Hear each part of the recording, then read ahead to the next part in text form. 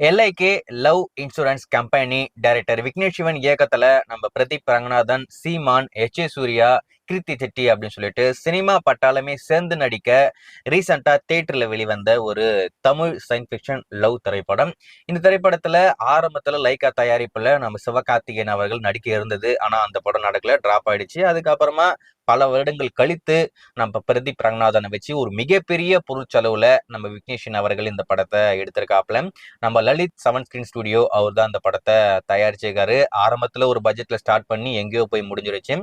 அவருடைய கெரியர்ல நம்ம பிரதீப் ரங்கநாதன் கெரியர்லயே இந்த படம் தான் மிகப்பெரிய பட்ஜெட்ல எடுத்த ஒரு திரைப்படமா இப்போதைக்கு இருக்கு.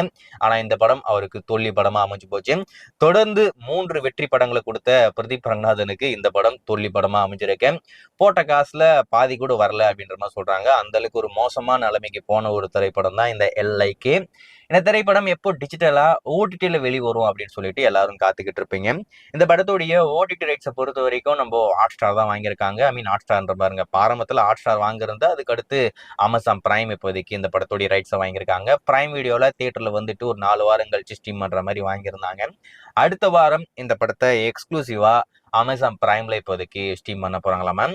எனக்கு இந்த படத்துல ரொம்ப பிடிச்ச விஷயம்னா அனிருத்துடைய பேக்ரவுண்ட் ஸ்கோர், அவருடைய சாங், அது எல்லாமே தாறுமாறா இருந்தது.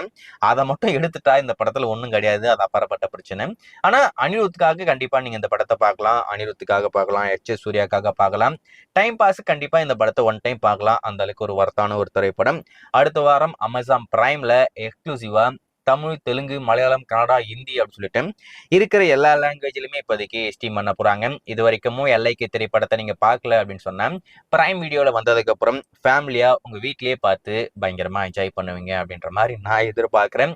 ஆனா இதுக்கு முன்னாடி நீங்க இந்த படத்தை பார்த்துருந்தா உங்களுக்கு இந்த படம் எந்த அளவுக்கு பிடிச்சிருக்கு அப்படின்றத மறக்காம கமெண்ட்ல மென்ஷன் பண்ணுங்க. என்னை பொறுத்த வரைக்கும் ஒரு டீசென்டான ஒரு படம், அதுக்குன்னு ரொம்ப நல்லா இருக்கு அப்படின்ற மாதிரிலாம் சொல்ல முடியாது.